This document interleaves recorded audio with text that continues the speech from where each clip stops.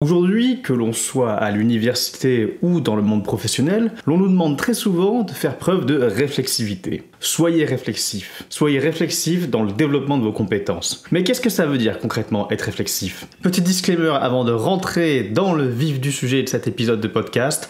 Si vous êtes une équipe pédagogique qui vous posez quelques questions sur une mise en place effective et concrète de l'approche par compétences au sein de vos formations, nous pouvons échanger avec grand plaisir. Si vous vous intéressez aussi à l'enseignement et la mise en place de la démarche portfolio, n'hésitez pas à me contacter, je serai ravi d'échanger et de travailler avec vous. Vous trouverez normalement dans la description de cette vidéo un lien menant vers un site personnalisé où vous trouverez mes offres d'accompagnement et de services. Ceci étant dit, comment observer, mesurer la réflexivité chez un individu? Et si je devais même aller plus loin, comment évaluer les compétences des étudiants dans le cadre des formations qui ont basculé en approche par compétences? Toutes ces questions, nous allons essayer d'y répondre avec aujourd'hui un invité très particulier, formateur d'enseignants, chercheur dans les domaines de la réflexivité et l'analyse des pratiques professionnelles. Je vous souhaite de passer un excellent moment en compagnie de Yann Bacher.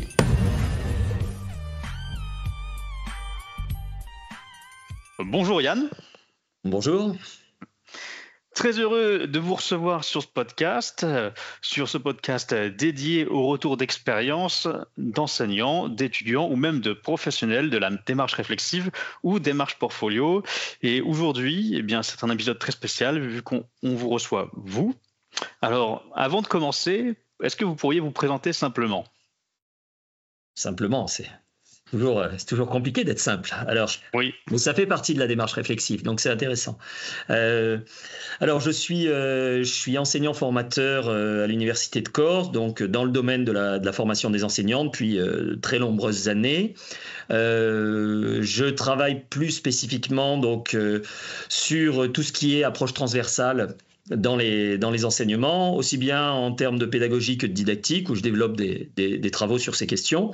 Et au cours de cette carrière donc, de formateur en IUFM, SP, INSP, j'ai été amené à développer de la recherche sur la réflexivité, sur l'accompagnement et de voir dans quelle mesure ces modèles offrent des possibilités de repenser les modèles tels qu'ils étaient, on va dire, les modèles plus classiques de transmission, mais ça, c'est pas une complète nouveauté, hein, cette idée-là. Mais voilà, d'aller voir un petit peu ce qui se passe, pas dans l'innovation pour faire de l'innovation, mais d'aller repenser les modèles existants et puis d'aller repenser la position, principalement la place du sujet, en fait, du sujet apprenant dans les processus. D'accord. Et alors justement, quand on parle aujourd'hui de démarche portfolio ou démarche réflexive, le concept de réflexivité ressort, mais peut-être que dans la plupart des esprits, c'est quelque chose qui n'est pas assez clair. Est-ce que vous pourriez nous expliquer simplement ce qu'est la réflexivité pour le grand public? Ah oui, c'est ça. L'enjeu, il est là parce que. Mais je ne suis pas certain que ce soit que le grand public qui soit perdu avec ce concept. Je le vois beaucoup dans beaucoup d'écrits dans lesquels il me semble être utilisé. Sans avoir une épistémologie très étayée. Alors, je vais essayer de faire simple.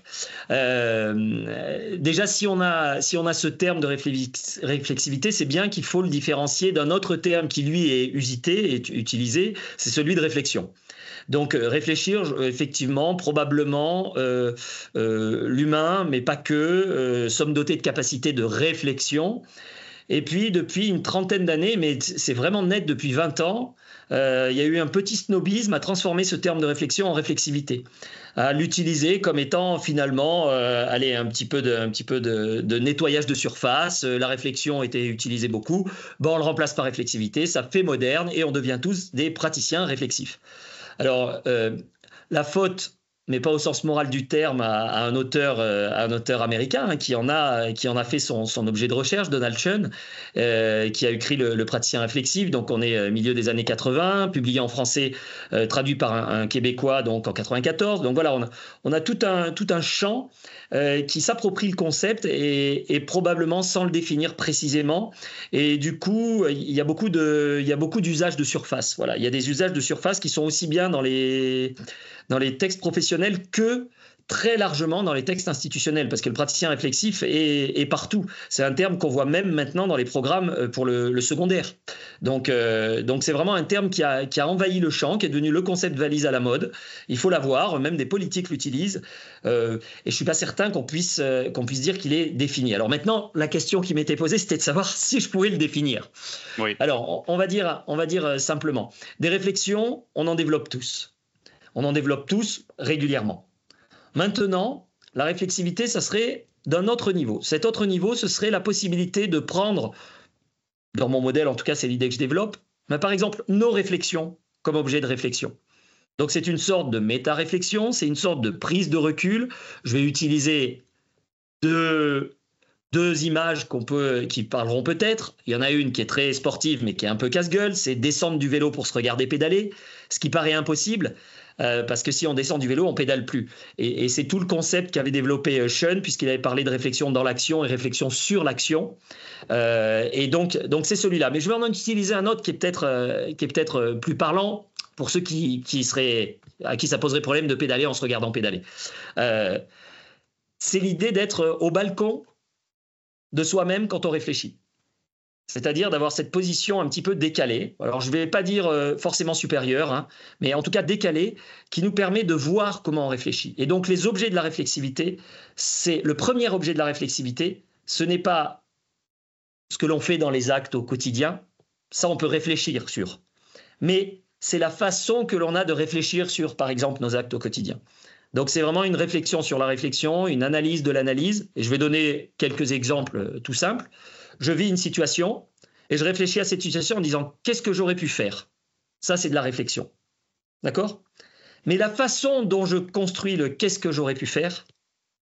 ça, c'est quelque chose que je vais interroger et ça me donne accès, moi, à mes façons de penser, mes façons de construire mes réponses, mes habitus, mes biais cognitifs. Et là, l'objet, c'est moi, avec mes façons de penser, mes façons de faire, mes habitus cognitifs, mes biais cognitifs, mes habitus culturels. Donc toute cette identité à laquelle je ne peux accéder que si j'accepte de me prendre pour objet. La réflexivité, ce serait ça. J'espère que j'ai été relativement simple, même si c'était un peu long.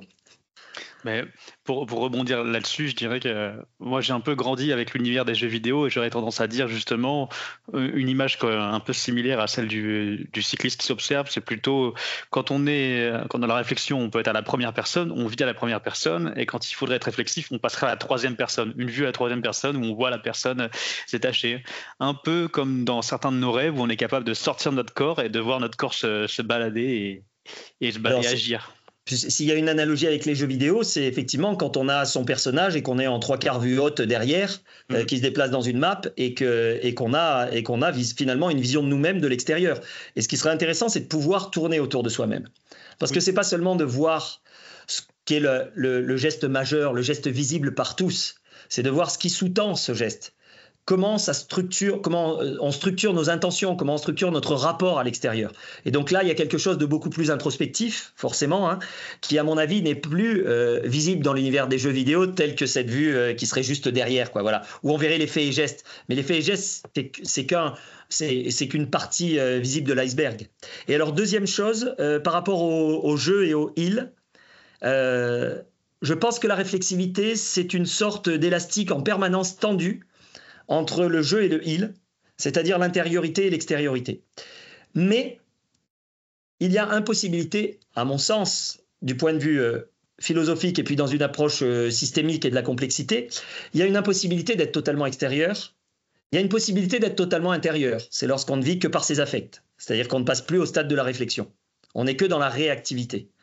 Par contre, être au stade complètement de l'extérieur, c'est perdre probablement le fil avec la réalité, et notamment une composante essentielle qui est celle des émotions, des affects, comme filtre de lecture du monde. C'est chez Damasio qu'on trouve des éléments de cet ordre-là. Hein. L'émotion comme étant le premier filtre de lecture du monde, quand bien même on cherche à être rationnel. Et donc du coup, cette tension qui existe entre, moi, dans un de mes bouquins, j'explique entre l'impliqué et l'expliqué. Impliqué de l'intérieur et expliqué de l'extérieur. Mais cette tension permanente qui existe entre les deux, c'est bien parce qu'il y a les deux qu'elle est intéressante. Et c'est pas de n'être que dehors en étant un théoricien de soi-même. C'est bien parce qu'être un théoricien de soi-même, créer son épistémologie personnelle, est en permanence confronté, challengé avec les émotions et des arbitrages qui sont faits d'affection, d'émotions, de biais cognitifs. Et donc c'est vraiment en permanence cet aller-retour qui va construire, à mon avis, la richesse de l'objet de la réflexivité. Et alors justement, si on se met maintenant dans le contexte d'une salle de classe où on doit enseigner la démarche réflexive, comment, en tant qu'enseignant, on peut accompagner l'étudiant, et même plusieurs étudiants, dans cet aller-retour justement? Alors, question essentielle parce que sinon, tout ce que je suis en train de dire ne reste que de la théorie. Donc, question essentielle parce que très souvent, quand je disais tout à l'heure qu'il y avait une confusion sur l'usage, eh bien, on est redescendu à la réflexion. Et je me souviens d'une critique qui était faite sur les IUFM il y a une quinzaine d'années, hein, on est à la fin des années 2000, où on disait oui, non, mais finalement, par exemple, les dispositifs d'analyse de pratique, c'est le café du commerce. Et donc, dans mon modèle, moi, le café du commerce, c'est le réfléchissement, c'est-à-dire quand on met une première de façon réactive en mots. Et puis après, on dit non, on va analyser avec des indicateurs. Une situation s'analyse avec tel indicateur. Par exemple, on va regarder les gestes de l'enseignant, on va regarder les réactions de l'élève, on va regarder... Donc, on se dote d'indicateurs. Et là, en fait, pour moi, on est dans la réflexion. Et la réflexivité, elle est d'un autre enjeu puisqu'elle va impliquer l'acteur en question d'identité. C'est-à-dire que son identité est en jeu puisqu'il se prend pour objet. Et c'est là, je pense, où je peux imaginer quelques réponses sur comment on engage dans la réflexivité. Mais c'est une question qui n'est pas encore complètement traitée. Hein. Moi, j'ai approché ces questions-là dans mes premiers travaux de recherche, dans quelques publications, et je compte continuer à publier sur ça, puisque c'est la question majeure, moi, qu'on me pose en tant que, entre guillemets, théoricien de cette question de la réflexivité. C'est la question majeure qu'on me pose. Oui, d'accord, mais comment on fait pour engager les gens dans la réflexivité? Et donc là, je pense qu'il y a plusieurs éléments, mais j'avais précisé tout à l'heure que la place du sujet, la place du formé, la place de l'apprenant me semble essentielle. Si elle est centrale dans une approche constructiviste ou socio-constructiviste, ça veut dire qu'on part de lui. Alors si on part de lui, qu'est-ce qui pourrait justifier qu'il s'engage dans la réflexivité? Donc j'inverse un petit peu. Plutôt que de qu'est-ce que je peux faire, je vais partir de l'apprenant en me disant qu'est-ce que lui pourrait avoir comme caractéristique qui fait qu'il est susceptible de s'engager dans la réflexivité. Première des choses, on connaît tous des gens qui ont des profils très curieux d'eux-mêmes. Et pas forcément pour des questions de narcissisme ou d'égotisme, qui sont curieux de savoir comment ils fonctionnent. Donc ceux-là, j'ai envie de dire, ils ont déjà le bouton on-off de la réflexivité. Si on est dans une proposition d'outils réflexifs, ils vont rentrer dedans parce que ça va répondre à une curiosité d'eux-mêmes qu'ils ont. Oui. La deuxième, ça pourrait être un besoin. C'est-à-dire que face à des situations, dans des rapports particuliers à l'environnement, les méthodes traditionnelles qui apportent des recettes ou des solutions ou des connaissances théoriques ne fonctionnent pas. Donc à un moment, on a un besoin.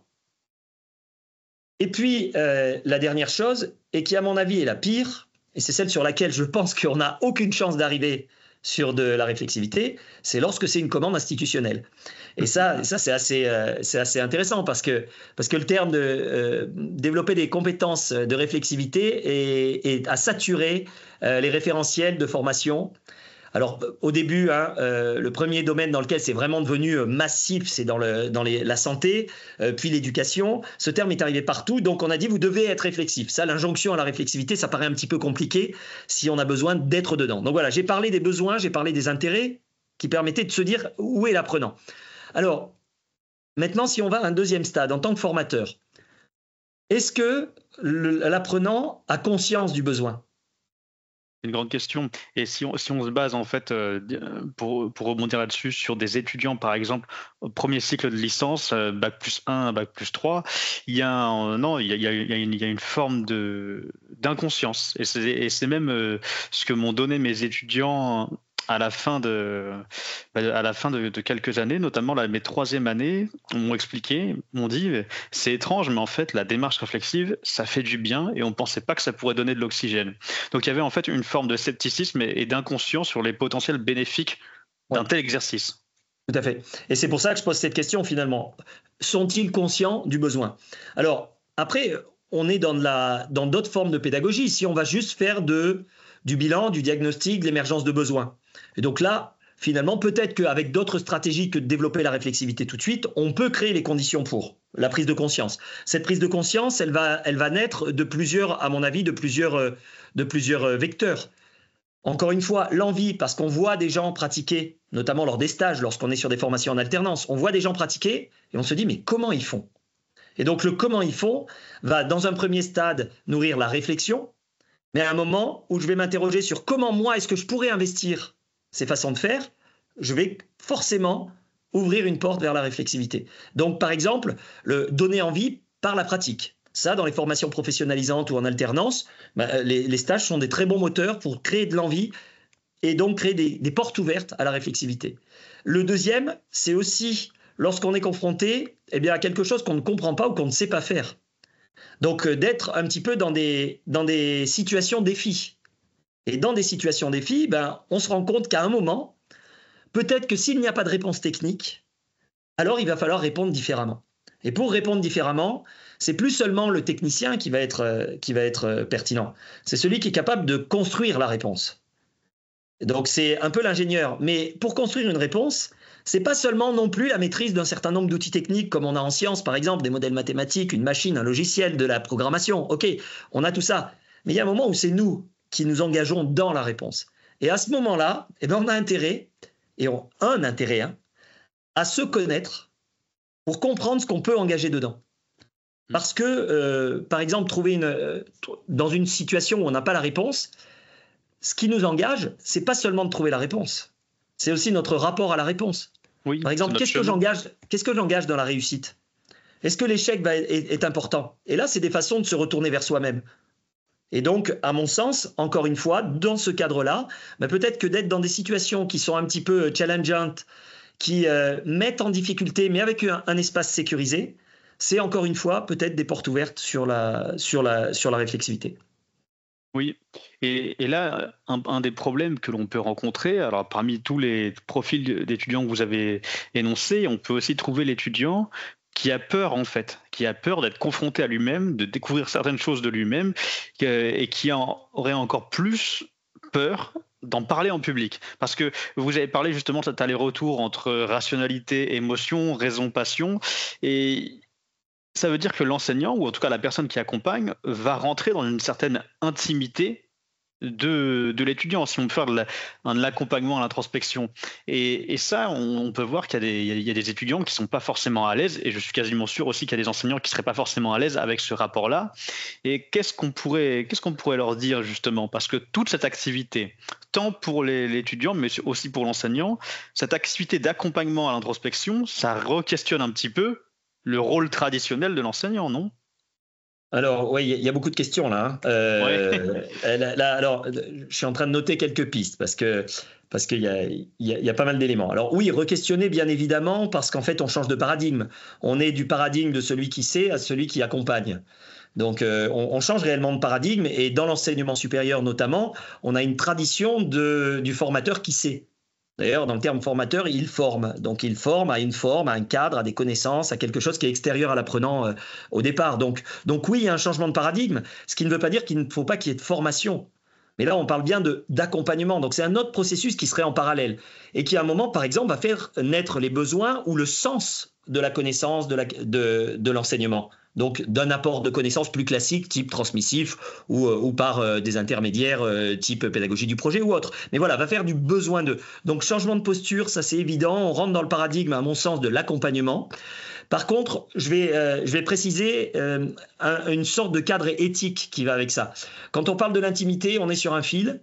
Et ce fil-là, il est, alors moi, dans ce que je pratique, par exemple dans l'analyse de pratique professionnelle, une des premières règles qu'on va édicter, c'est la différence entre le professionnel et le personnel.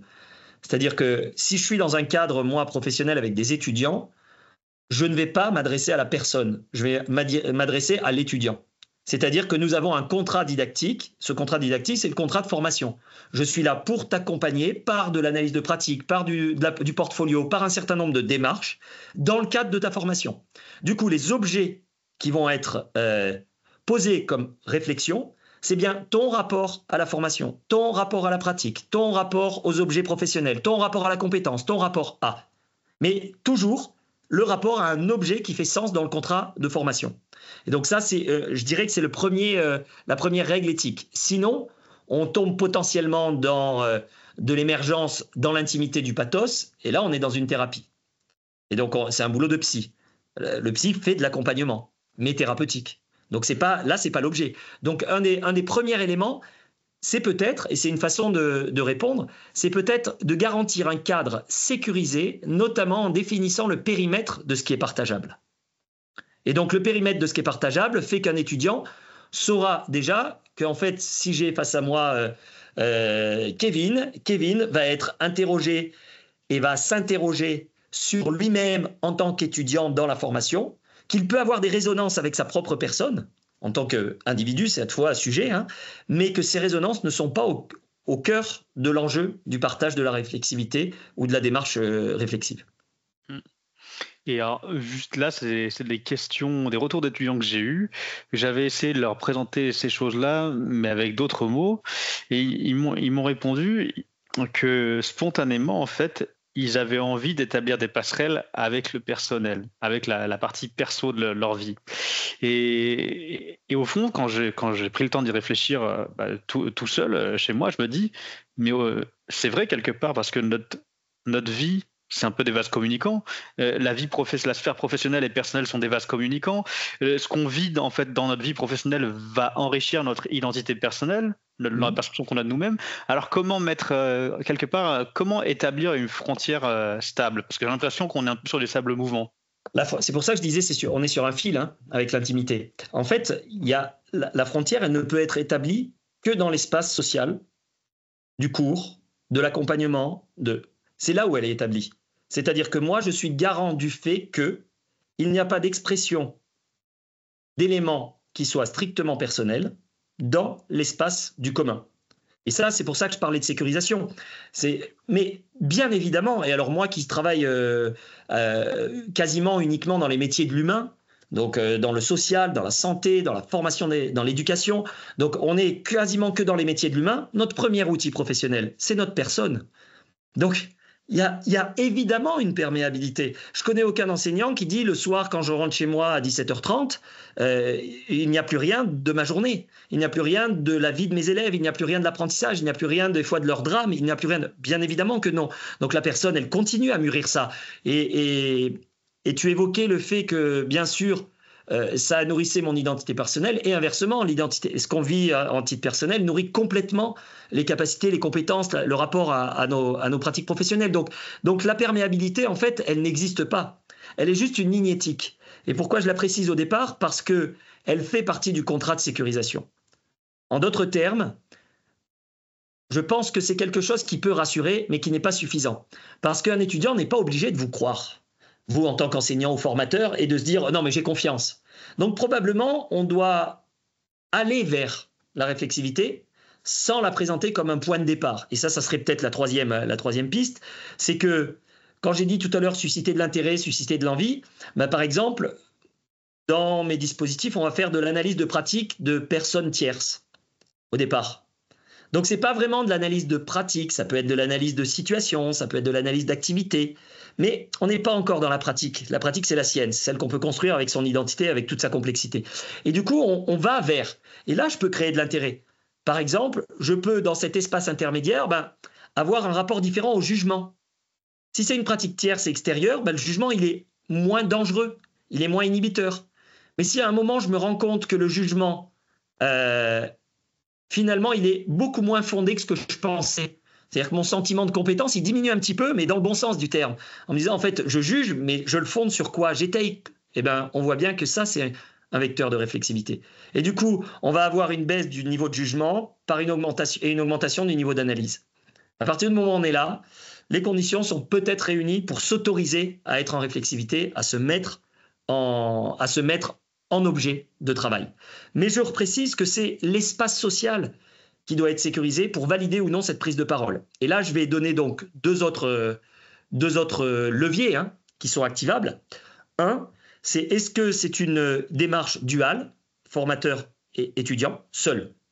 Donc là, il y a un cadre déjà de sécurisation. C'est-à-dire qu'on va peut-être s'autoriser plus s'il n'y a pas de communication dans l'espace social. Ça, c'est la première variable. Espace dual, Donc en individuel, je travaille moi en individuel ma réflexivité, ou dans un espace collectif, au travers d'un groupe d'analyse de pratique, par exemple. D'accord? Donc ça, c'est la première variable. Deuxième variable de sécurisation, c'est la question de la nature du support de réflexivité. Et typiquement, le portfolio, alors on en reparlera peut-être techniquement de cet outil-là, mais le portfolio, il propose une médiation par l'écrit. Et donc la médiation par l'écrit, c'est quelque chose qui va, dans son rapport au temps et dans son rapport à l'implication, la mise en mots, on a quelque chose de différent par rapport à l'oral. Je ne suis peut-être pas obligé de verbaliser. Donc moi, ça m'arrivait avec des étudiants de faire un travail qui était, pour créer les conditions de démarche réflexive, qui était de passer par l'écrit d'abord. Suite à une visite en stage, d'abord, moi, je remplissais une grille d'analyse que j'avais communiquée avant, qui était contractuelle, hein, et puis l'étudiant remplissait lui aussi sa grille pour mettre en mots, déjà. Et puis après, je lui ai envoyé ma grille, et il avait le droit ou non de modifier sa propre grille, de modifier son contenu. Et inversement, quand il était OK, il me renvoyait sa propre grille. Et là, je travaillais, moi, avec la matière qu'il me donnait. Donc ça, c'est tous des éléments de préparation. Quand on se retrouve avec l'entretien, on avait déjà lu 3, 4, 5 pages d'analyse des uns et des autres. On avait fait des navettes. Donc, l'ouverture, elle était là. Elle était nettement plus présente. Donc voilà, ça, c'est des espaces, c'est des leviers de sécurisation. Hein. Le jeu sur l'individuel collectif et le jeu sur l'écrit oral, par exemple. Oui. Parce que là, dans mon cas, et je pense que c'est le cas de beaucoup d'enseignants à l'université, c'est des relations collectives, dans le sens où on n'est jamais seul avec une personne.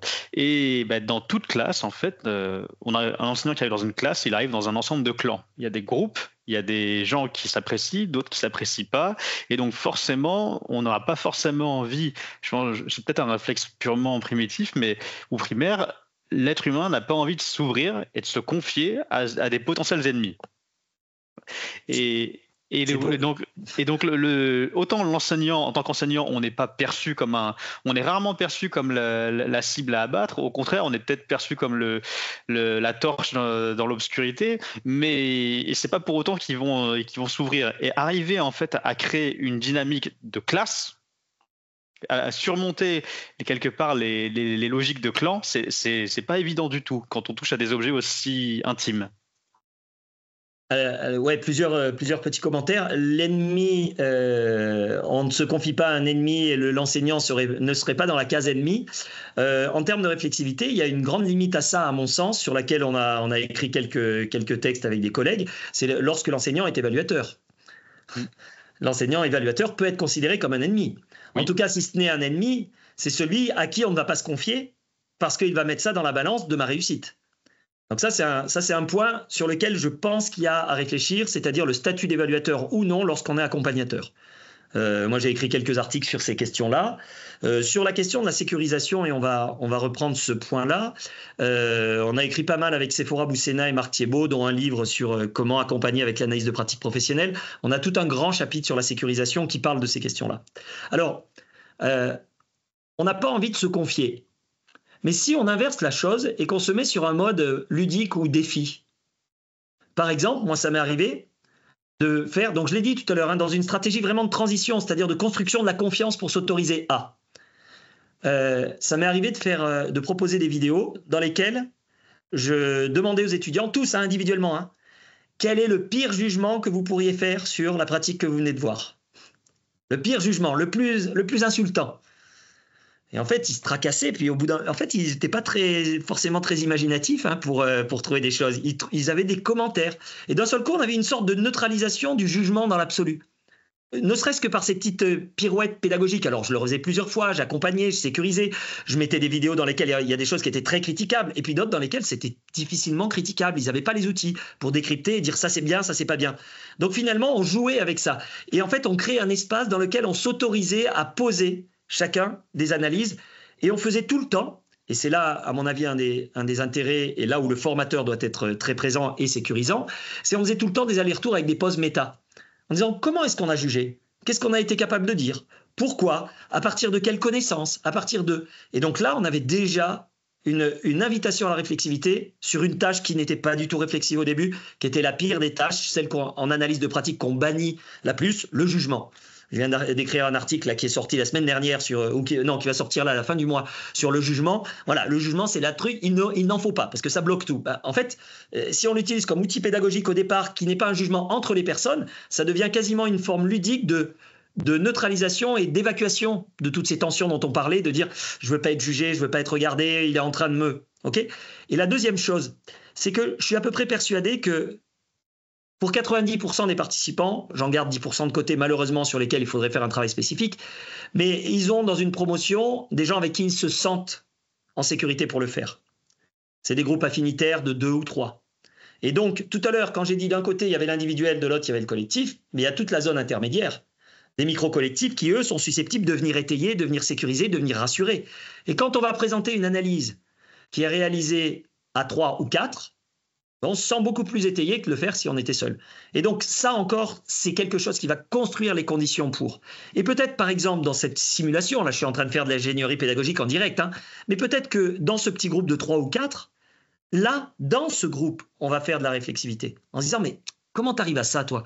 C'est quoi ce que tu construis ? Comment, dans ta tête, tu prends en compte les éléments pour arriver à ce type de proposition ? Alors que moi, j'ai proposé plutôt ça, et moi, ça vient plutôt de là. Donc, dans ce groupe sécurisé, la réflexivité, on va peut-être pouvoir la pousser. Mais par contre, dans l'intergroupe, on ne sera pas en réflexivité, on sera juste au stade réflexion, partage d'analyse. Et donc, on voit bien qu'il y a tout ce qu'on appellerait une socialisation à l'analyse de pratique et à la réflexivité qui va se faire dans le temps en gagnant avec, à mon avis, 2 espaces fondamentaux. 1, gagner en capacité d'analyse et 2, gagner en confiance. Et quand en fait la confiance est augmentée par le fait qu'on a de l'analyse, de la capacité à analyser, on a plus de confiance, du coup on augmente sa capacité d'analyse. Donc on est dans une sorte de cercle vertueux là, qui lui est susceptible de favoriser le déclenchement, l'enclenchement ou le maintien de la réflexivité. Oui, parce qu'en plus, là, tout ce que vous venez de dire, je me retrouve beaucoup dedans, parce que pour s'engager dans ce processus-là, il faut que ça soit le plus authentique possible. Et si on veut en tant qu'enseignant, que les étudiants effectuent ce processus, on peut tomber dans l'écueil dans lequel j'étais déjà tombé, c'est d'avoir une production scolaire. Et j'ai du mal à croire qu'on puisse avoir une démarche réflexive, une réflexivité authentique qui soit scolaire. Je pense que le caractère scolaire nous éloigne énormément de ces enjeux-là. C'est dommage d'ailleurs qu'on attribue l'adjectif scolaire à ça. Ça serait formidable que la réflexivité soit scolaire. Non, mais c'est juste une provocation de la réflexion parce que cet adjectif scolaire, il est devenu péjoratif alors que ça devrait être le plus beau des projets, celui de l'école. Donc la réflexivité, elle devrait être le cœur du projet scolaire, au sens où le projet d'émancipation qui est affiché dans les textes, si on repasse par un mode scolaire, cette fois péjoratif, au sens de l'apprentissage, l'utilitarisme, la technicité des savoirs, donc qui nous met très très loin de la complexité humaine et d'enjeux d'émancipation ou d'une forme d'humanisme, c'est dommage. Mais effectivement, la réflexivité ne peut pas être scolaire, c'est-à-dire que ça ne peut pas être une succession de tâches techniques pour une simple et bonne raison, à mon sens, c'est celle que j'évoquais au début, c'est que c'est un aller-retour permanent entre implication et explication, c'est-à-dire entre ce qui est de l'ordre du rationnel et ce qui est de l'ordre de l'émotionnel, du situationnel, du conjoncturel. Et donc finalement, être d'un côté à l'autre, ça nécessite d'être dans cette forme d'authenticité. Si on se cantonne à un côté, on fait de la théorie, et donc on peut être brillant. Moi, je peux raconter n'importe quoi sur moi-même. Et qu'est-ce que ça va m'apporter ? Et d'ailleurs, c'est un petit peu l'idée du Second Life, quoi. Qu'est-ce qu'on est virtuellement ? On a envie d'être ça, on peut se décrire, je peux être un avatar de moi-même, parfait, avec toute cette idéalisation. Mais finalement, ça sera une théorisation et j'aurais fait une tâche scolaire, là. Et à partir de quand on l'incarne, en fait ? Peut-être que justement, on rentre dans l'authenticité quand on incarne cet avatar. Alors, c'est pour ça que je dis, en fait, c'est le fil qui nous tend, c'est cet élastique entre explication et implication. C'est que je suis authentique si j'ai un lien au réel. C'est-à-dire que je vais travailler sur quelque chose qui réellement m'impacte dans ma façon de travailler. Donc, en d'autres termes, la réflexivité, j'avais dit ça il y a quelques années, et il y a un bon bout de temps maintenant, c'est une sorte de piège. C'est-à-dire que quand on s'analyse, on se transforme. Donc, on se transforme son analyse. Donc, on n'a plus la même analyse qu'eux. Et du coup, si je ne suis pas authentique, je vais placer cet objet extérieur qui est moi-même, et puis je vais le rationaliser et je vais m'arrêter là. Mes cadres théoriques me suffiront pour m'analyser. Je vais dire, voilà. Alors, soit j'ai un petit complexe avec moi-même et je vais m'idéaliser, soit j'ai une perte de confiance totale et je vais me détruire, mais en tout cas, je vais tout faire de l'extérieur de moi-même. Et l'authenticité, c'est de revenir tout le temps à l'intérieur en disant, mais comment ça se traduit ? Qu'est-ce qui évolue ? Qu'est-ce qui est en train de bouger ? Comment est-ce que ça s'est construit ? Et donc, c'est de faire cet aller-retour permanent, implication-explication. Et là, ça nécessite effectivement d'être authentique. Du coup, c'est pour ça que je suis un peu critique, notamment sur la vision techniciste des portfolios. C'est-à-dire où on peut très froidement décrire les choses. Et la froideur me semble être une sorte de rationalisation qui prête soit à nier la complexité, soit être dans un exercice purement scolaire, au mauvais sens du terme, malheureusement. Oui, alors, juste pour une petite parenthèse, ce qui est très drôle, c'est si je devais faire un petit peu de réflexivité sur moi-même, je pense que plus j'avance dans le temps, et plus le terme scolaire entre en opposition avec ce que vous appelez émancipation et humanisme. Et depuis, j'ai l'impression que ça se renforce avec le temps. Et donc ensuite, ce que vous voulez dire par rapport au portfolio, c'était un peu la crainte, et j'en ai beaucoup parlé dans les établissements dans lesquels je suis intervenu, c'est que le portfolio, c'est une commande institutionnelle depuis l'entrée de l'approche par compétences, et il y a cette volonté de dire, tiens, avec un outil, on va faire des portfolios et les gens seront compétents. Sauf que dans mon esprit, eh bien, le portfolio, l'outil en tant que tel, est là pour idéalement formaliser un cheminement d'esprit, une introspection, une prise de recul dans lequel l'enseignant l'aura accompagné. Si on a ça, aura accompagné l'étudiant. Et si on a juste en fait un outil, peu importe l'outil numérique, et qu'on a juste un vase qui est rempli, eh ben, on va se heurter au problème auquel on se heurte déjà, c'est que les étudiants ne voient pas d'intérêt et voient juste le portfolio comme un énième tableau à remplir. Et que lorsqu'on les emmène, en fait, pour avoir fait des expériences, lorsqu'on les emmène dans un périple, entre guillemets, introspectif, ils se disent, mais c'est ça, en fait, la démarche portfolio. Et c'est cool, en fait. Et oui, j'ai envie de dire que c'est cool. Oui, alors il y a un cadre théorique là qui est assez intéressant que moi j'utilise beaucoup parce que quand j'ai découvert finalement cette vision-là, je me suis dit il y a un vrai enjeu d'éclairage des situations et des dilemmes que l'on a. C'est celui alors c'est dans les travaux notamment en didactique professionnelle avec Pastré, Samurcer, Abardel, qui mettent en évidence eux que dans les processus de formation, dans les processus d'accompagnement, il y a probablement deux logiques qui ne s'opposent pas, mais qui sont à l'œuvre. Il y a une logique qui est productive. Cette logique productive, elle est de dire ce qui se passe dans ma formation me permet d'agir. Voilà, j'acquiers une connaissance, une technique, je produis quelque chose. Et puis la logique constructive, c'est celle qui dit ça ne me permet pas seulement d'agir, c'est que ça me permet aussi de me construire en tant que professionnel.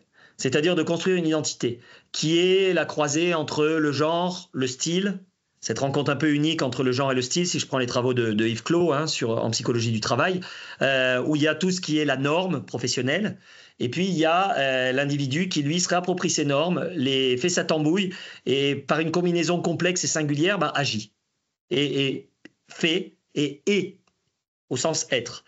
Et dans ce cas-là, le portfolio, il rentre complètement là-dedans. Est-ce qu'il y a une logique productive ? Alors, oui, je sais faire ça. Je l'ai montré dans telle situation. Et je coche mes cases. Je sais faire ça. Finalement, c'est une sorte de bilan de compétences très normé, très standardisé. La question qui se pose, à mon avis, et qui se pose à beaucoup de formateurs, c'est la validité de ce type d'outil. Est-ce que je peux mettre ma croix ? C'est quoi la catégorie de classe dans laquelle je peux valider une compétence ? C'est quoi Donc là, moi, je suis assez dubitatif sur le fait qu'on puisse avoir une approche un peu scientifique, rationalisée de la validation de la compétence. Mais après, là, je suis un peu iconoclaste sur cette question, mais voilà, je m'interroge en tout cas. Plutôt penché, moi, sur la complexité. Je me dis, dans des situations, oui, ce qui m'intéresse, c'est que je puisse prendre distance pour expliquer comment j'ai fait dans telle situation, voir ce qui pourrait être reproduit dans d'autres situations, voir les limites d'eux. Et donc, je reprends le terme que tu évoquais, c'est un cheminement.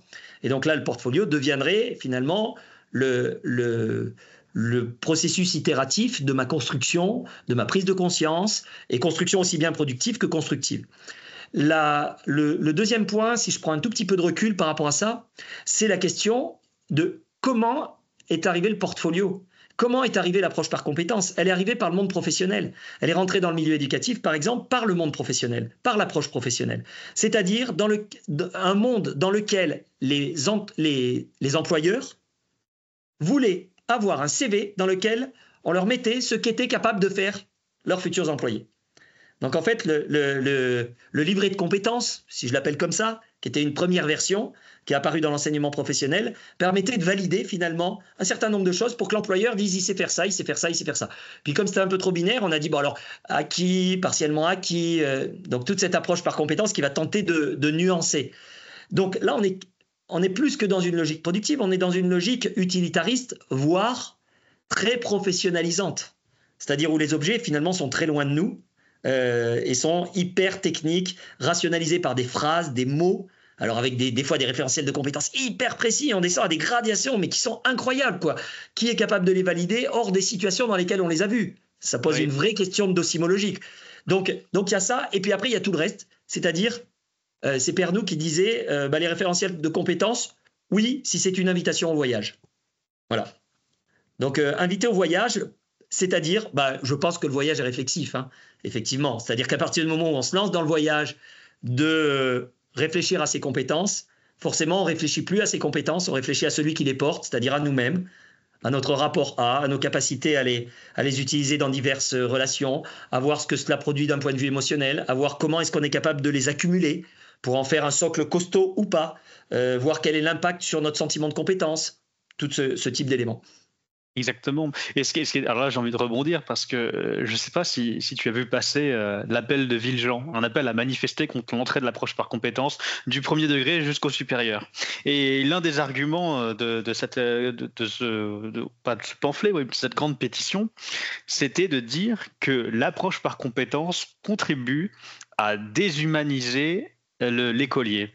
Et moi, ce qui est très drôle, c'est que je me suis dit, je suis biaisé parce que j'enseigne la démarche réflexive, mais je me dis, en fait, j'ai l'impression que c'est l'inverse. C'est-à-dire qu'en fonction de l'enseignement qu'on va donner, on peut au contraire replacer l'étudiant comme un acteur, comme l'acteur principal de son périple scolaire, universitaire et son périple de vie, en se disant, comme ce que disait un étudiant que je trouve très juste, il me dit, moi je vois la vie un peu comme un jeu vidéo. On est niveau 1, notre formation va nous faire gagner en niveau, en expertise, en compétences. Il va falloir qu'on choisisse en fait des chemins, des spécialisations, des classes, et que le plus important en fait, c'est qu'on, en tant qu'étudiant, en tant qu'être humain, qu'on sache à chaque fois ce qui compte le plus pour nous.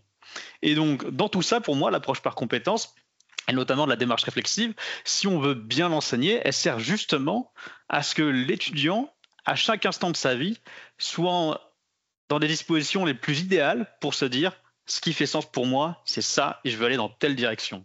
Et je suis peut-être idéaliste. Non, là, on est en train de théoriser en discutant. Donc, forcément, il y a un moment où on est dans les idées. Donc, on est à la limite sur la crête de l'idéalisme, forcément. Donc, c'est normal d'avoir ça. Alors, moi, ça m'interroge sur le fait qu'il y aurait mécaniquement un potentiel dans l'approche par compétence qui serait un potentiel d'émancipation. Moi, je pense qu'il n'y est pas mécaniquement, je dis bien. Il y est dans la démarche que l'on va avoir. Donc moi, je ne suis pas du tout à l'inverse de l'approche par compétence, et notamment, je suis issu d'un courant de pédagogues dans lesquels, historiquement, la compétence, ça fait très, très longtemps qu'elle est au cœur des choses. Mais pourquoi? Parce que quand on travaillait en méthodes actives, en pédagogie freinée, sur du projet concret, on va construire plutôt de la compétence que de la connaissance. La connaissance, elle va être un socle, une marche pour aller vers de la compétence.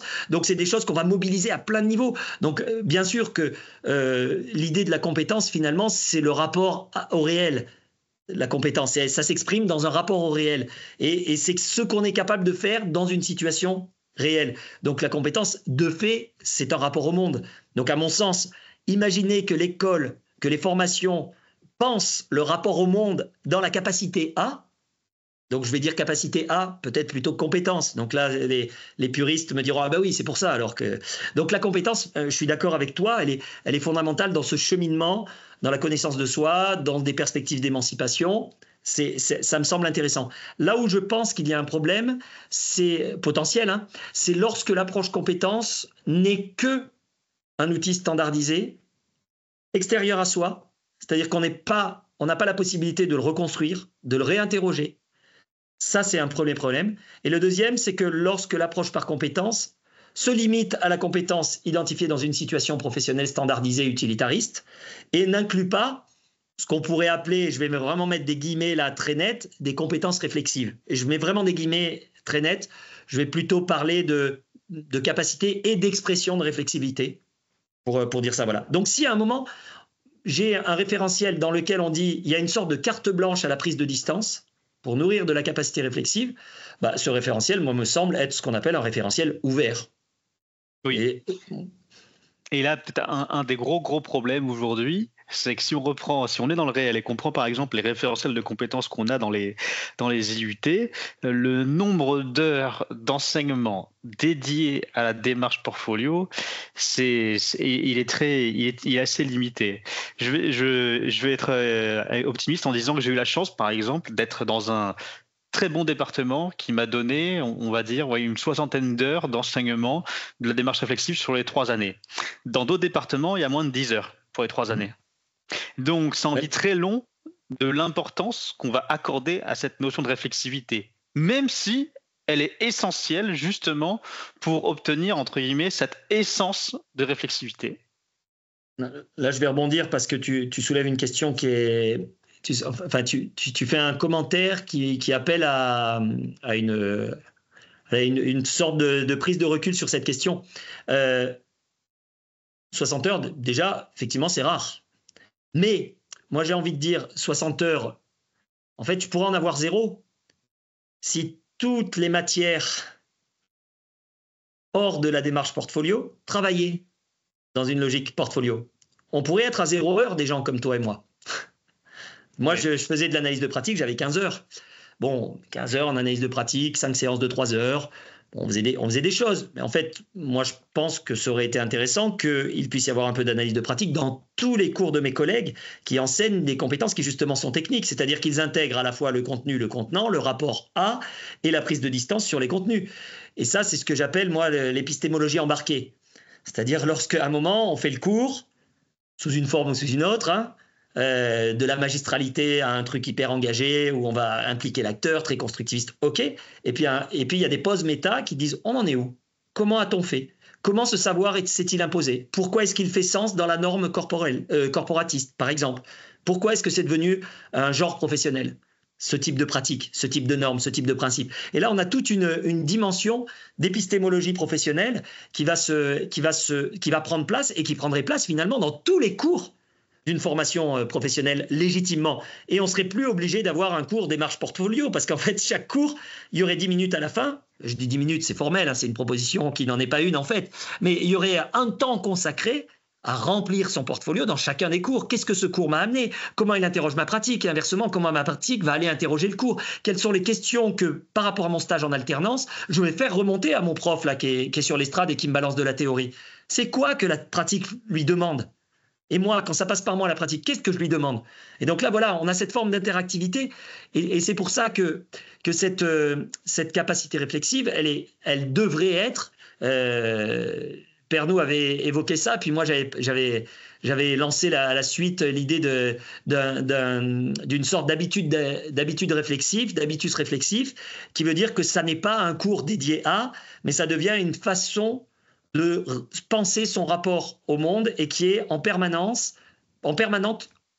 sollicitable, pas forcément présente, parce qu'il y a des moments où il faut agir et se prendre pour objet, c'est de la perte de temps par rapport à l'action, dont on a besoin d'agir vite. Donc il faut avoir de la disponibilité d'esprit pour pouvoir prendre du recul.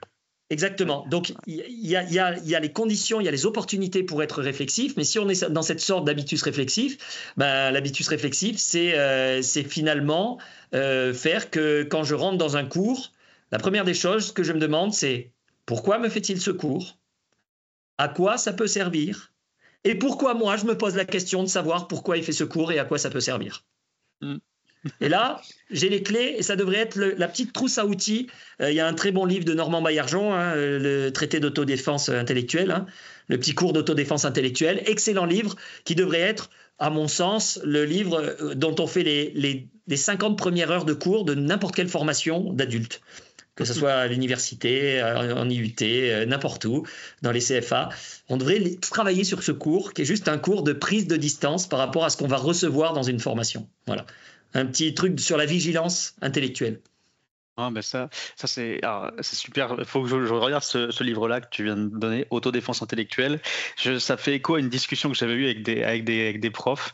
Et je disais, moi, je pense que la pire des erreurs qu'on peut faire quand on est prof, c'est partir du postulat que notre cours est intéressant par nature. Et qu'au contraire, il vaut mieux partir du principe qu'il est chiant et qu'il faut donc essayer de le rendre intéressant et donc consacrer de l'énergie et du temps pour le rendre intéressant.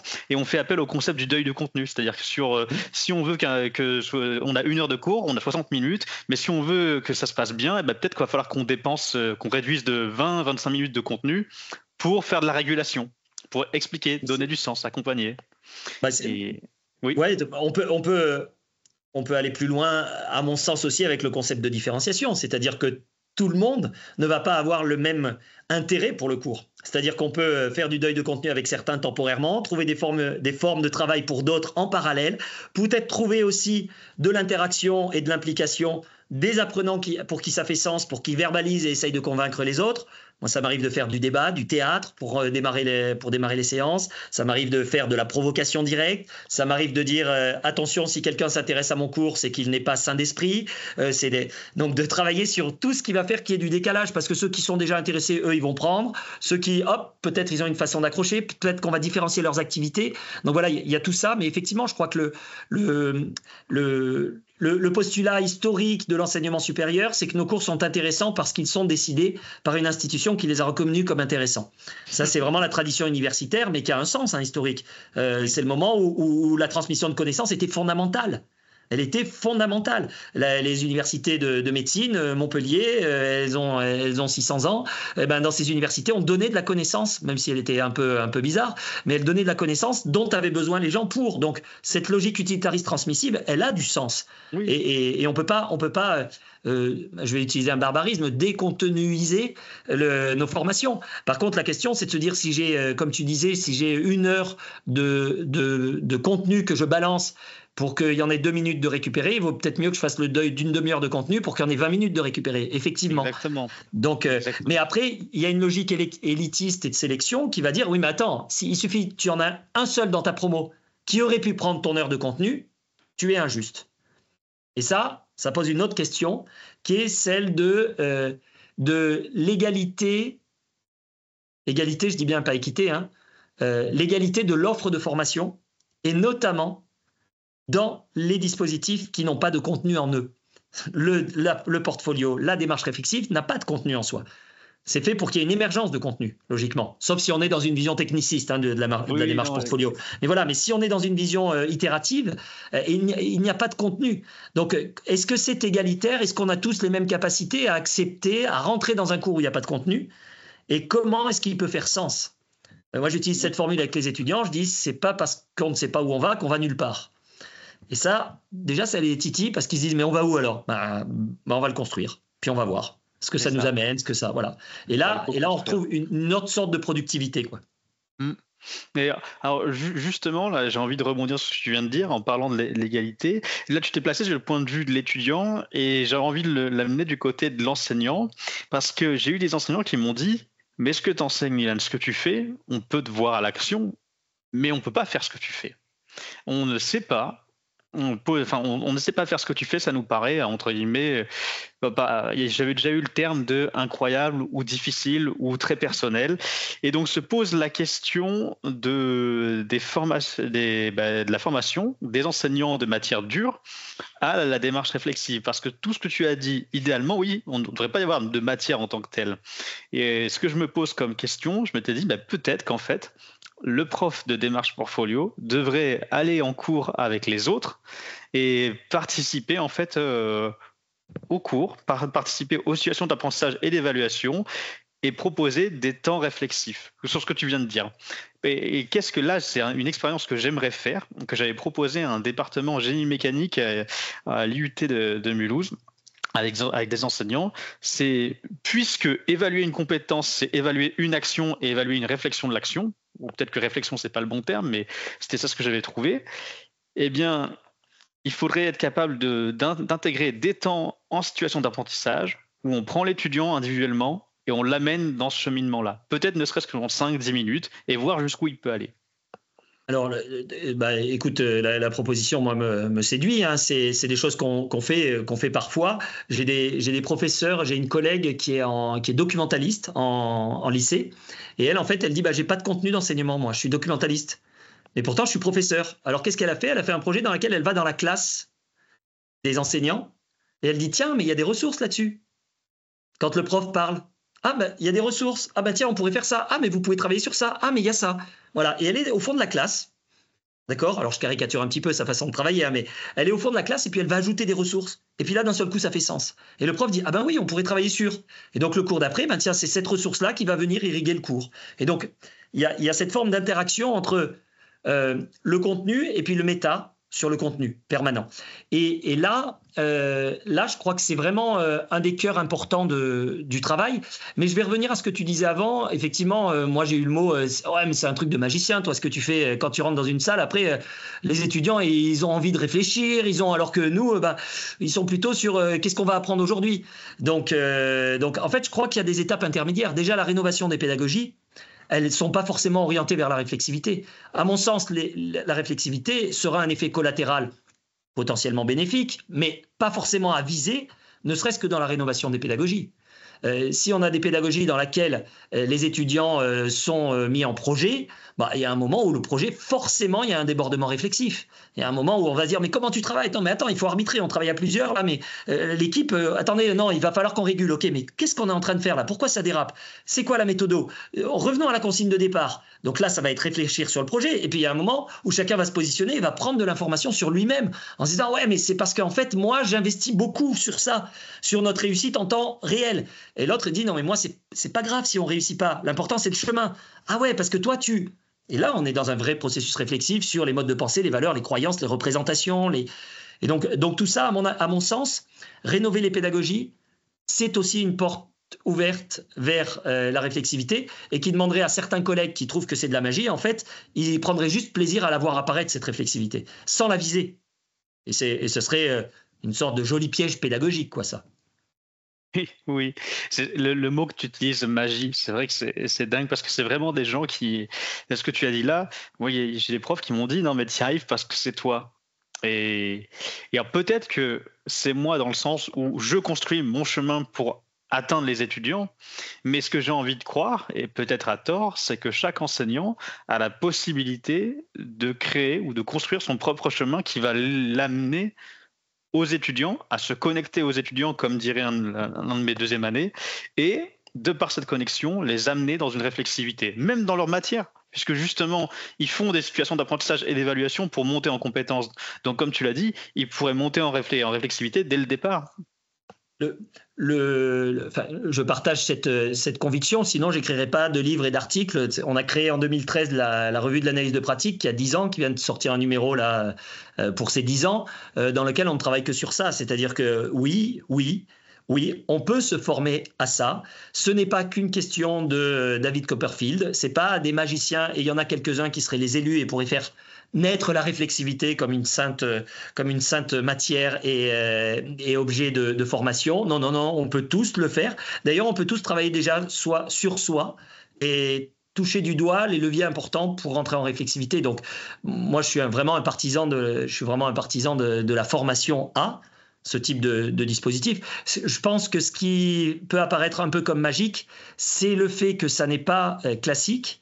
Et deuxièmement, c'est le fait que ça postule de deux éléments qui sont les plus insécurisants. Un, la complexité des situations. Et deux, ce qui naît de la complexité, c'est l'incertitude de l'intervention. Et donc, ces deux paramètres-là sont insécurisants. Et du coup, quand on voit des gens qui acceptent de se balancer dans le vide, on se dit « waouh, c'est des magiciens ». Parce que complexité et incertitude, ça, c'est quelque chose qui n'est pas évident à digérer pour soi, c'est insécurisant. Parce que l'incertitude amène au sentiment d'incompétence très souvent. Et ce que j'en discutais avec un ami, un très bon ami qui est professeur des écoles, et il me disait, mais tu sais Dylan, quand on est prof, j'ai l'impression qu'on passe notre temps à se dire qu'on a une burne et qu'on ne réussit jamais à rien, parce qu'à chaque fois on pense qu'un truc va marcher, ça marche pas, donc on est en remise en question perpétuelle. Et je me dis, au final, ce qui peut grandement aider une personne à prendre en main n'importe quel domaine, ou par exemple un enseignement tel que la démarche réflexive, c'est la notion de courage en fait. C'est oser aller au-delà d'une peur et essayer. Et peut-être avoir du courage pour atteindre ce que tu désignais comme étant le lâcher prise. Parce qu'on... Oui. C'est ce que moi je crois que c'est les premières choses que je dis à mes étudiants quand je les ai récupérés, première et deuxième année. Je leur ai dit que j'étais pas un bon prof, mais que j'allais essayer de faire quelque chose et qu'il fallait pas m'en vouloir si j'allais me casser la gueule, et que ça allait être en fait une relation qu'on allait devoir construire ensemble. Et c'est pas forcément agréable de dire ça, mais à ce moment-là, c'était un état de fait. En tout cas, j'estimais, je me voyais comme ça. Je me vois toujours comme ça aujourd'hui, mais un peu moins. Et c'est par la relation qui a été construite, la relation de travail construite avec les étudiants, qu'en avançant, je peux me dire, ok, j'ai pas été complètement mauvais. Je crois que par rapport à ça, il y a un certain nombre d'ouvrages sur ces questions-là. L'erreur comme outil nécessaire pour apprendre, c'est une option constructiviste. Je ne peux construire qu'à partir de ce que je suis, de ce que je vis et de ce que j'accepte comme expérience, comme étant objet pour faire expérience. Vivre une expérience, c'est pas forcément en faire expérience. Alors, tu as parlé de courage. Moi, je crois que le courage renvoie à une notion peut-être un petit peu morale. Moi, tu as vu au tout début de l'entretien, je parlais d'intérêt, je parlais de motivation. Et je pense qu'il y a des motivations qui peuvent faire naître du courage inconscient, c'est-à-dire de l'engagement. Des motivations simples, le jeu, le défi, la curiosité. Tout ça, c'est des motivations qui annulent la notion de courage finalement. C'est-à-dire que je n'ai pas besoin de courage si je me fais avoir par le jeu, si je me fais avoir par la curiosité. Et donc, je peux, en tant que pédagogue, aussi proposer ça. Pourquoi je te dis ça? Et c'est une vigilance que j'ai.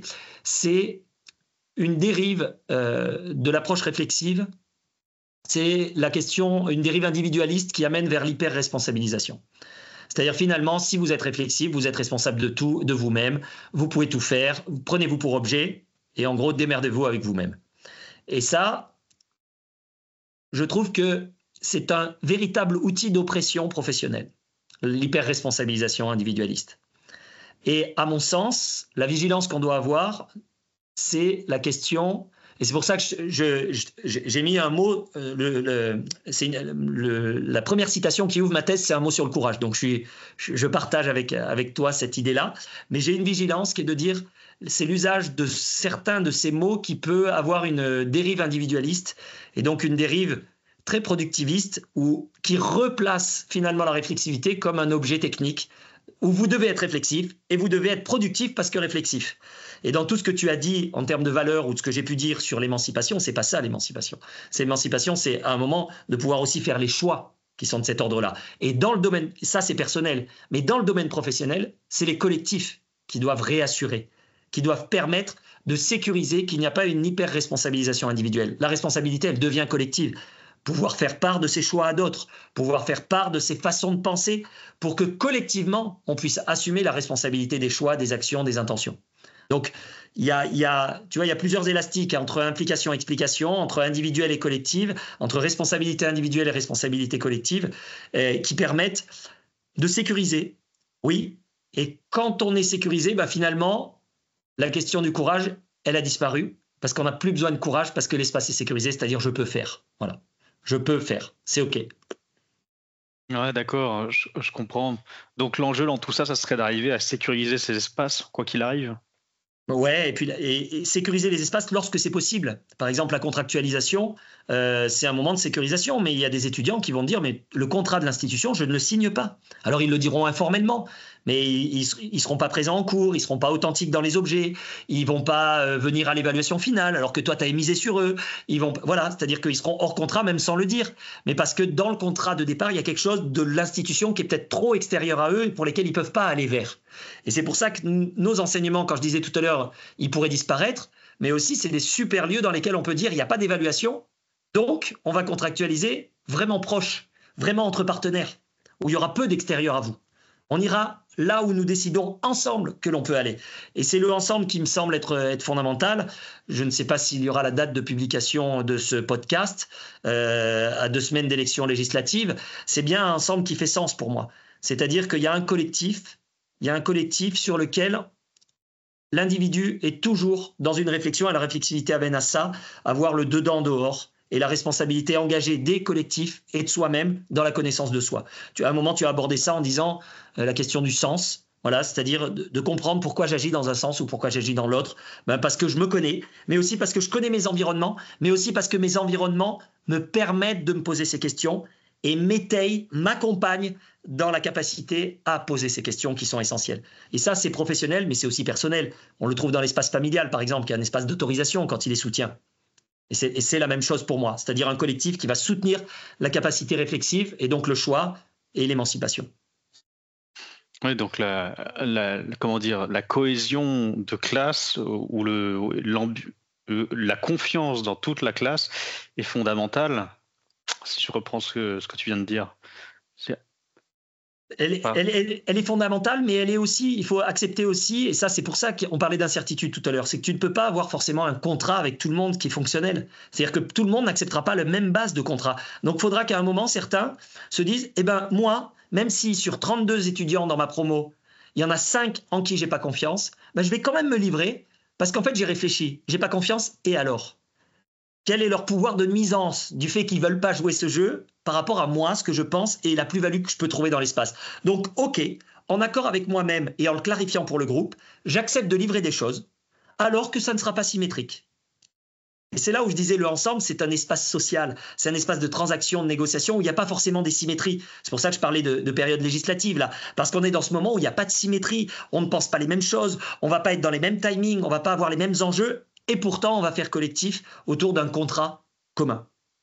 Oui, et ça, pour arriver à établir ce contrat commun, quelque chose que j'avais essayé de dire à mes étudiants assez tôt, c'est faites un pas vers quelqu'un et ainsi vous lui donnez une raison de faire un pas vers vous. Faites confiance à quelqu'un, comme ça il aura une raison de vous faire confiance. Ça ne veut pas dire que ça marche en fait. Ça ne marche pas forcément, ça ne marche pas toujours, et ça pose la question d'un autre concept que moi je désigne comme étant la foi. C'est-à-dire qu'il y a parfois, on doit faire des choses, on ne sait pas ce que ça va apporter, on ne sait jamais où ça va nous mener, et on doit se rattacher à une conviction selon laquelle ça va bien se passer.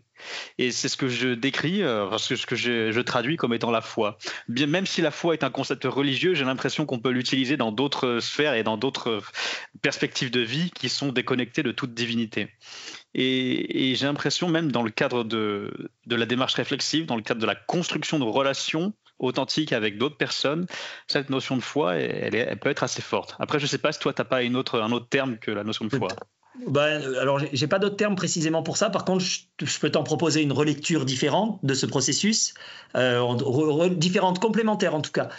C'est qu'en fait, quand tu dis je vais faire le pas vers l'autre, je vais lui donner, peut-être il me donnera, d'accord ?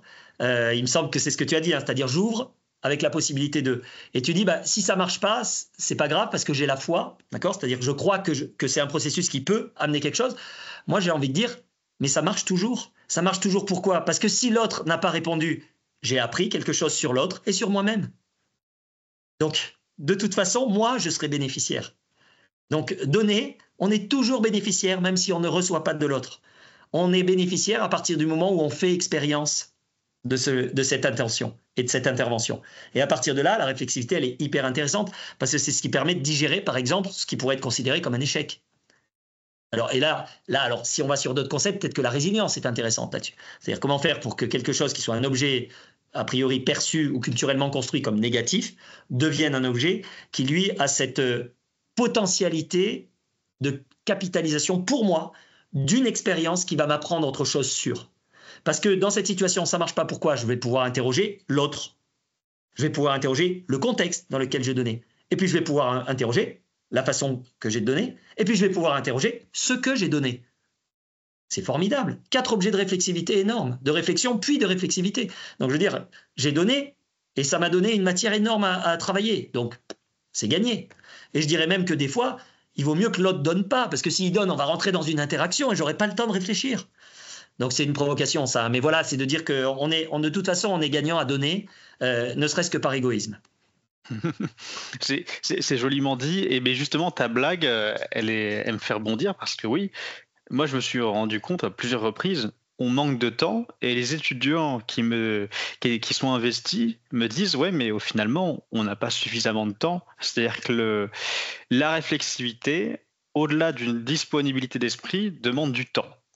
Et alors, ce que montrait justement expliquer les étudiants, c'est qu'ils sont en tout cas à l'IUT dans un contexte où ils passent leur temps en fait à être constamment en apprentissage, c'est-à-dire que c'est quand même des rythmes qui sont pas légers, c'est-à-dire que de 8h à 17h et avec la charge de travail personnelle et par-dessus tout on leur demanderait d'être réflexifs. C'est compliqué, hein. C'est très compliqué. Déjà c'est très compliqué de faire quelque chose et s'observer faire quelque chose. En sport on appelle ça la proprioception et il faut des années d'entraînement et de pratique pour arriver à en développer une correcte et cette proprioception est toujours localisée à un domaine. Donc vouloir rendre l'étudiant capable d'être réflexif sur toutes les matières, enfin sur toutes les disciplines, sur un laps de temps relativement court avec peu de disponibilité d'esprit, c'est pas évident. C'est vraiment pas évident. Et c'est un peu la grande question. Comment accompagner des étudiants dans des espaces-temps aussi contraints ? Écoute, là on est dans une préoccupation de techniques de formation, techniques d'accompagnement. Moi, il me semble que l'enjeu, on peut le poser un petit peu différemment si on ne naturalise pas la réflexivité. C'est-à-dire que il n'y a pas un processus réflexif qui serait naturalisable avec, au sens où ça deviendrait un objet visible et avec des buts à atteindre et avec une échéance, avec une temporalité. Donc, moi, je dirais que enclencher le processus réflexif, ça, c'est faisable avec un coût temporel qui est moindre. Par contre, être un peu frustré par le fait qu'on n'aille pas assez loin, la frustration, c'est aussi un moteur d'avancer. Et donc, du coup, par exemple, ça serait d'irriguer de réflexivité des lieux dans lesquels on n'est pas censé le faire. Donc, alors, c'est ce qu'on disait sur les collègues. Si les collègues le développent eux-mêmes, dans leurs propres cours, des pauses méta, des temps 2, on aura déjà un peu plus de temps. Mais quand bien même ça ne se fait pas, que proposer aux étudiants qu'ils le fassent en parallèle, un travail en double piste. Je suis dans un cours et en même temps, je réfléchis sur ce que ça m'amène, comment je réagis au cours, pourquoi ce cours m'embête aujourd'hui, alors que c'est un prof plutôt sympa, l'activité est plutôt sympa. Qu'est-ce qui se passe ? Qu'est-ce qui se passe qui fait que, est-ce que ça fait sens ? Est-ce que c'est une question de fatigue ? Donc tiens, là, c'est de la mini-réflexivité ça, mais ça peut se faire en 3 secondes, ça me permet de me resituer, ça me permet de voir où je peux aller. Donc en fait, quand ça devient un habitus ou une habitude du quotidien, la réflexivité, on a plein de moments où on le fait. Moi, mes étudiants me disent, on le fait dans la voiture quand on rentre en fin de semaine. En fin de semaine, on a 1h30 de voiture sur la Corse, on se déplace et puis on va prendre un peu de recul, faire revenir des choses, se mettre à réfléchir à. Donc finalement, à moindre coût, c'est possible. Ce qui serait problématique, c'est de se mettre une barre de ce qu'est la réflexivité trop haute en se disant, mais alors, j'ai pas de temps pour tout faire. Non, bien sûr que non, on n'a pas de temps pour tout faire, mais on n'a pas de temps pour rien faire en fait. À partir du moment où on découvre la saveur des choses, on va se dire qu'il y a toujours quelque chose de nouveau à découvrir et qu'on n'a pas assez de temps de goûter à tout. Donc voilà, la réflexivité, c'est aussi de pouvoir créer les moteurs qui vont faire que des étudiants ils prennent un goût qui fait sens. Et si ça fait sens, ils trouveront le temps d'injecter des parcelles de réflexivité là où ça fait sens, là où il y a du plaisir aussi, parce que c'est très plaisant, individuellement et collectivement dans le partage. Et donc, à mon sens, là, on commence à toucher la définition de l'émancipation. Oui. L'émancipation, à partir du moment où la personne va se donner du temps pour remodeler son espace de vie et la perception qu'elle a sur tous ces espaces de vie, à chercher du temps pour réfléchir sur elle-même et à sa fameuse quête de sens. Moi, je suis complètement d'accord. Juste, je vois que l'heure défile. T'es pas en retard? Faut pas que je tarde trop là. Là, je vais être à la limite. Ok. Alors justement, pour terminer là-dessus, j'ai peut-être une dernière question. Quel conseil tu pourrais donner aux enseignants qui doivent prendre en main la démarche portfolio, et peut-être même aux autres enseignants aussi qui ne sont pas des enseignants de la démarche portfolio, mais qui sont des enseignants des matières dures en fait. Quel conseil tu pourrais donner justement à ces enseignants qui sont embarqués dans l'approche par compétences? Là, tu me mets en difficulté. Non, mais pour deux raisons. La première, c'est que dans le paradigme de l'accompagnement dans lequel je suis, le conseil est plutôt inexistant. C'est-à-dire qu'on ne le fait pas. Par contre, je peux inviter à, et là je suis un peu embêté aussi, donc je suis mal à l'aise 2 fois, y a plein d'écrits là-dessus, quoi. Il y a des bouquins, moi j'en ai écrit quelques-uns, il n'y a pas que moi, on est un certain nombre à avoir écrit sur ces questions-là. Alors forcément, du coup, c'est pas magique, quoi, parce qu'un collègue qui voudrait pas, je vais pas lui dire va acheter mon bouquin et va le lire et après tu verras que tu auras envie. Donc ça, c'est pas magique. Et de l'autre côté, si je te dis je donne pas de conseils, je me défile un peu. Donc, moi, j'aurais envie de dire que tu as proposé une piste versant enseignant. Je vais la reciter, puis je t'en proposerai une versant étudiant. La piste versant enseignant, c'est celle que tu as évoquée, par exemple, en co-animation. Si tu montres dans une situation réelle, parce que tu proposes à un collègue de venir en lui disant « Écoute, je viens, je ne vais pas faire beaucoup d'intrusion, mais si tu me tolères 2 fois 3 minutes dans la séance, je vais essayer d'apporter des petites choses. » Juste des questionnements, des consignes de travail, des petits temps méta. Ok ? Tu vas donner à voir à un collègue, à moindre coût, ce que ça peut apporter sur 3-4 séances. Ça, c'est le côté enseignant. Et ce n'est pas un conseil. Hein. Là, c'est une stratégie pour des gens comme toi, comme moi, pour pouvoir ouvrir la porte. La deuxième chose, c'est versant étudiant. Si tu arrives à nourrir chez les étudiants un petit peu d'intérêt et de sens pour ces questions-là, je pense que c'est tes meilleurs alliés pour qu'ils aillent expliquer aux collègues que ça serait intéressant d'eux. Et auquel cas, ce n'est pas un conseil, hein, c'est juste d'utiliser les partenaires pour qui ça fait sens. Et les partenaires pour qui ça fait sens, puisque nos collègues ne sont pas tous spontanément intéressés par cette chose-là, c'est les étudiants. Donc quand un enseignant, 3-4 fois, il va avoir des étudiants qui vont lui dire « Monsieur, on pourrait prendre un peu de temps de recul par rapport à ce qu'on est en train de voir, comment ça se situe par rapport à juste 3 minutes pour… » Tiens, intéressant ça. Et puis si le collègue voit un intérêt à ça, et qu'il se dit en plus ça vient des étudiants, chez qui ils ne sont pas toujours très motivés, mais si en plus ça vient d'eux, pourquoi pas, quoi. Pourquoi pas. Donc j'ai envie de dire, c'est pas un conseil, c'est la preuve par l'expérience, quoi. C'est-à-dire d'offrir l'expérience aux collègues d'un bénéfice à ça et qui ne soit pas la théorie d'eux. C'est pour ça que lire mon bouquin, ils vont pas le faire. Donc la théorie, ça suffit pas à convaincre. La théorie, elle vient étayer quand on a accepté d'ouvrir la porte. J'allais dire, ton livre, il s'adresse à des personnes qui sont déjà convaincues, en fait. Ou presque. Pour aller lire 300 pages comme ça, oui, je pense, oui. Donc voilà, ou alors il faut vraiment être très curieux, quoi. Oui.